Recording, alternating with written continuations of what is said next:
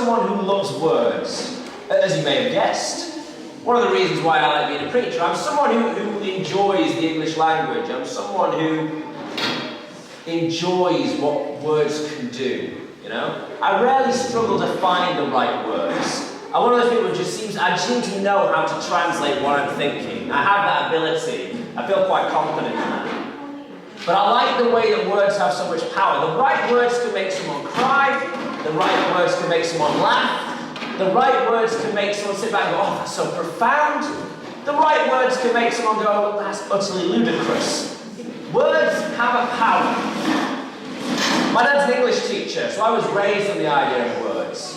I remember that outside my dad's classroom, he was a secondary school English teacher. Outside his classroom, he put up a quote each week on his classroom door. And it was a witty quote of some sort. Something that the students would openly look at and go, oh, that's clever.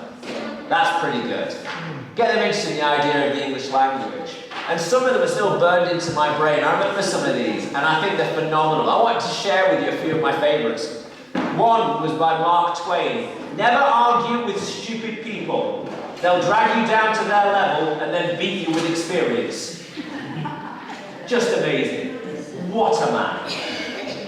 Dorothy Parker, I really like this one. If you want to know what God thinks of money, just look at the people he gave it to.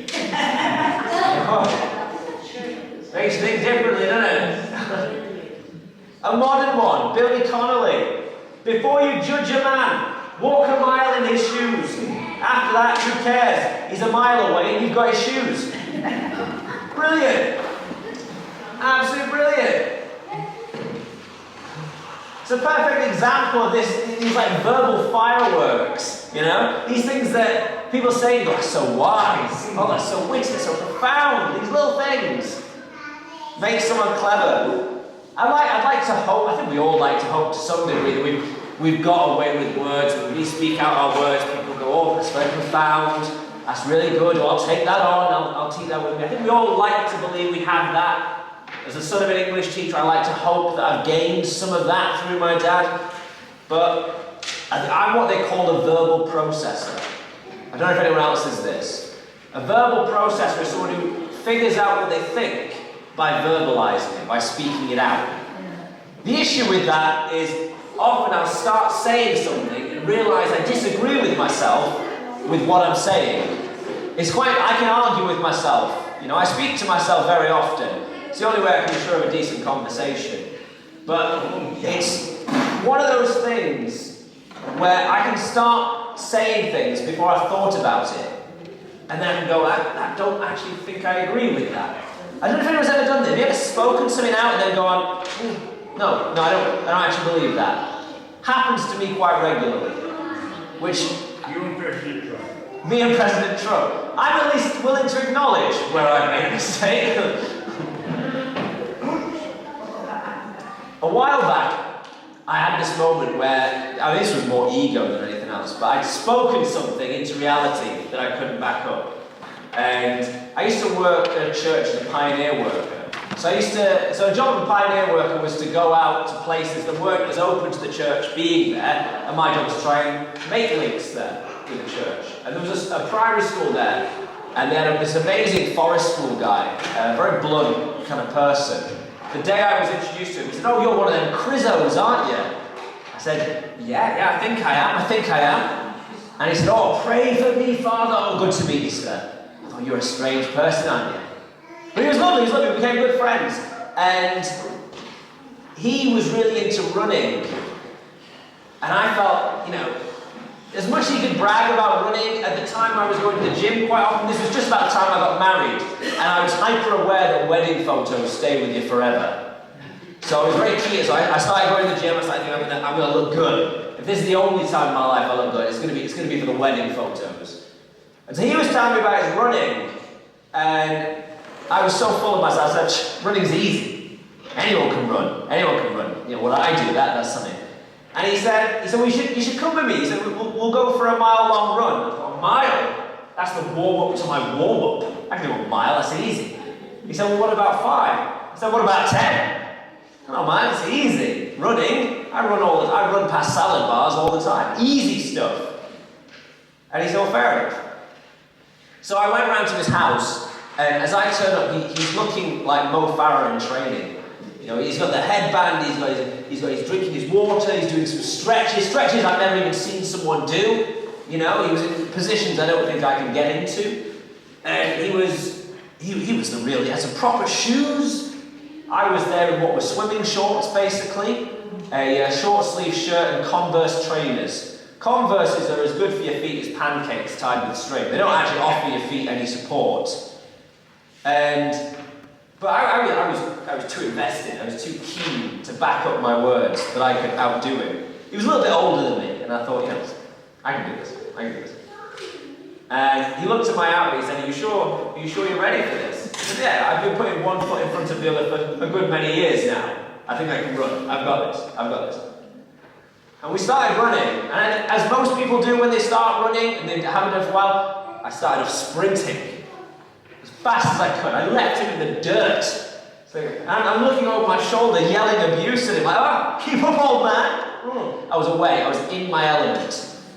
But all of a sudden, it hit me that I had no endurance. I was not a runner. I'd set off too fast. I started breathing like an asthmatic ant. I just didn't have it in me. I was losing stamina. I thought I was going to have a heart attack, frankly.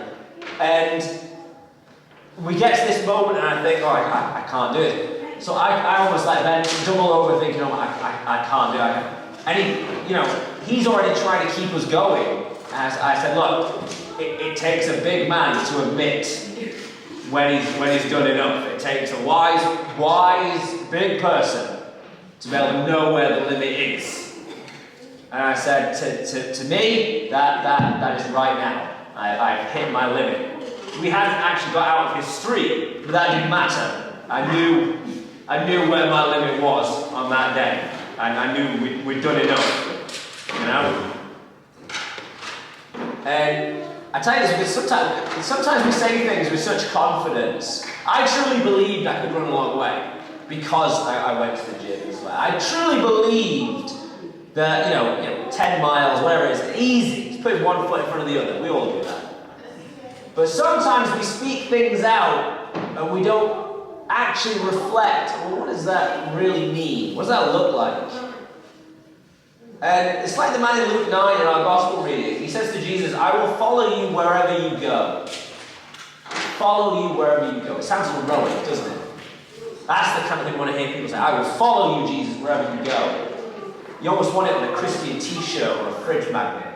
Inspiring stuff. But the problem is, this man especially hasn't considered what that means. What does it really look like or mean to follow Jesus? And just like me on the run, it's all talk, but no breath. And Jesus knows this is why he doesn't say, great, come with me. Let's join the bandwagon, let's get going. Instead, he stops and he kind of forces reality on this person. Look, foxes have dens, birds have nests. I've got nowhere to lay my head. It's almost like, well, this isn't all glamour. This isn't all great teaching, I don't even know where I'm sleeping tonight. This is tough. Translation of this, are you sure this is what you want? Because this isn't just a jog around the block. This is a marathon. This is a long, long thing. This passage in Luke always makes me stop and think about how we present the Christian faith today. How we encourage people to follow Jesus. We're so eager, we're desperate even, to get people through our doors. We hand out leaflets, we brew decent coffees, churches often think, if we get some money, we'll upgrade the sound system. That's what's going to make us a decent church. And we try and do all these things that make us seem more appealing. And don't get me wrong, a good coffee is an art form in itself, and I'm always very keen for one of those. But when we look at Jesus, he's not trying to sell anything. He's not trying to sell anyone on the idea of following him. He's not offering a very glossy thing of, look at all the perks of discipleship. In fact, he's almost doing the opposite. Pointing out all the worst parts. You sure? Might not have somewhere to sleep tonight. Won't be able to bury your father, you're just going to have to come. It's not easy. Are you sure? He's trying to talk people out of it almost. Follow me. Are you sure? Foxes have holes and birds have nests. I don't know where I'm sleeping tonight. Jesus never tries to sugarcoat what it means to follow him. He doesn't lure us in with promises of comfort and ease and everything always going our way. He's painfully honest. This idea of this will cost you something. Grace is free. The grace that Christ offers us is free. The forgiveness that is offered, that is free. To follow Jesus, that costs something. And if we're going to follow Jesus, we need to understand what we're signing up for, what that cost is. When I first became a Christian, I was swept up in enthusiasm. Most new converts to faith are, I think. My godparents took me to Spring Harvest, which is one of the big Christian festivals that happen in the country. And everyone there was happy and smiling and raising eyes. And why wouldn't you be? You're at Butlins, wonderful place. Everybody around you is there of faith. All the bands are there. Go Jesus. Like very happy people. And everyone's raising the banners, the selling the merchandise with Jeremiah 29:11 on. For I know the plans I have for you, plans to prosper you and not harm you. Yes, good stuff, good news. Gospel news. And they're true words. Excellent. But they're part of a much bigger story. I see that verse everywhere, Jeremiah 29:11. For I have plans for you to prosper. They are on mugs everywhere. They're on t-shirts you can get. It's one of the most Googled Bible verses every year without fail. And yet that verse in particular is part of a much bigger story in Jeremiah. Where Jeremiah is in exile, there's massive struggle, and he has to trust in God that the turmoil that's coming his way, he will survive. Jeremiah is known as the weeping prophet because he has such a hard time. That verse has a context. But the problem is, at festivals like that, Christians are given the highlight reel. Isn't it good to follow Jesus? Look at the bands, look at the fun, look at everybody here at Butlins is Christian. Isn't this amazing? It's a highlight reel. The prosperity, the blessings, the joy, that's what we share.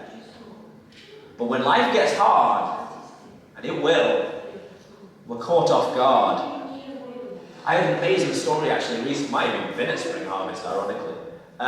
There was this chaplain who went to work at college chaplain. It was a university, he went to work at a university, and a young girl came to him as she'd started the term, moved away from home, moved away from family and everything, moved out to university. She came to him the first few weeks saying, I'm really struggling, I don't like it here, I don't want to go home, I'm really struggling. And the chaplain said, it will pass. It will pass. Several months go by, she comes back to the chaplain. I love it here. Life's great. I've got friends, everything's going well, this is great. And the chaplain turns around to her and says, it will pass. These things have seasons.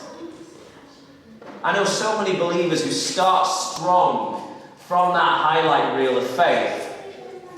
But when the valley comes, when the suffering hits, that natural question comes up for every believer. Well, wait a minute. Wasn't this supposed to be good? Wasn't this supposed to be a good thing? Where are the plans that were meant to prosper me? Why am I struggling in this moment?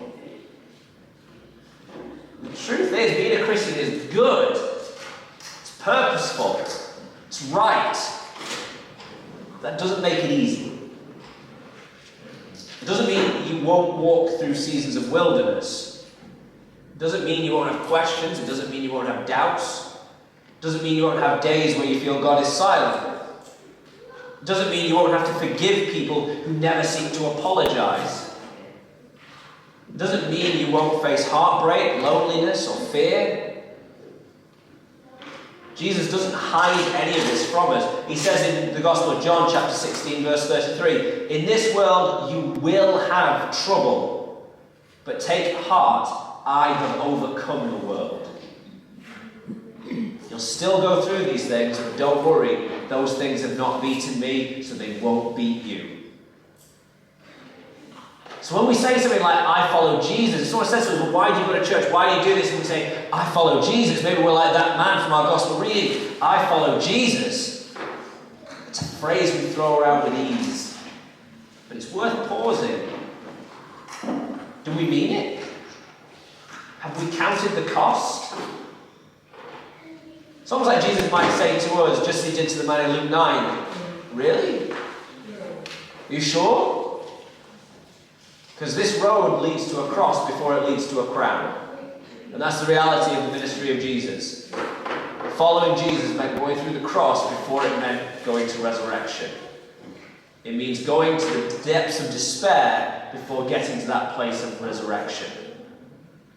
That's a tough road to walk. Arguably, there is no harder road to walk. And yet, there's beauty to it. Here's the beauty. This isn't meant to scare us off. This isn't meant to be, oh, here's a big warning. Avoid this. It's terrible. It's meant to ground us. It's meant to invite us into something real. Something that's not built on hype or hype men or hype people of any sort. It's a solid foundation for God's presence, even when everything else shakes. Even when the world around us feels like it's shaking, even when everything seems like darkness, it's this thing of God going, I am with you and I will lead you through it to something better. I am with you in this darkness in a way that others won't let you be with them. Elisha is one of my favourite examples of this. Even as a biblical character, it's fantastic. He follows Elijah. This is how we know it's historically reckoned. If this was made up, they'd have made their name sound a bit more different. But Elijah was the person Elisha followed. Elijah is a prophet who, frankly, is like a superhero of the Bible. He's got one of the most dramatic ministries in all of Scripture. There's fire from heaven that comes down, there's miracles, there's parting of waters, and you kind of see why Elisha is following him. You get it, you go, why wouldn't you follow this man? This man called down fire from heaven, and it happened. This man parted water. This man is doing it all. Yes, of course you'd want to follow Elijah. You'd want to follow him where he's going. He's going to open doors. He's going to do amazing things. You want to follow that man. It's like signing up for a spiritual action movie. Yes, this is what we want. But then, Elijah's gone. Taken up to heaven in a whirlwind. He doesn't die. It's not a natural end. Elijah is taken. He just goes up to heaven. And Elisha is left standing, holding the cloak. He's just left. Probably with a question of, well, what now? What does he do? He doesn't walk away. He doesn't decide, well, there goes Elijah, that's me done. He doesn't complain, even if this wasn't what he expected. I highly doubt when he started following Elijah, he expected him to be taken to heaven. But instead he lifts his eyes and he picks up the prophet's mantle. And when Elijah says, what do you want? What do you actually want? Elisha says, I want double of the spirit that's in you. The things you were able to do, the greatness you were able to do, all that you were able to achieve, I want double. I want more of it. What God was in you, I want to be double that.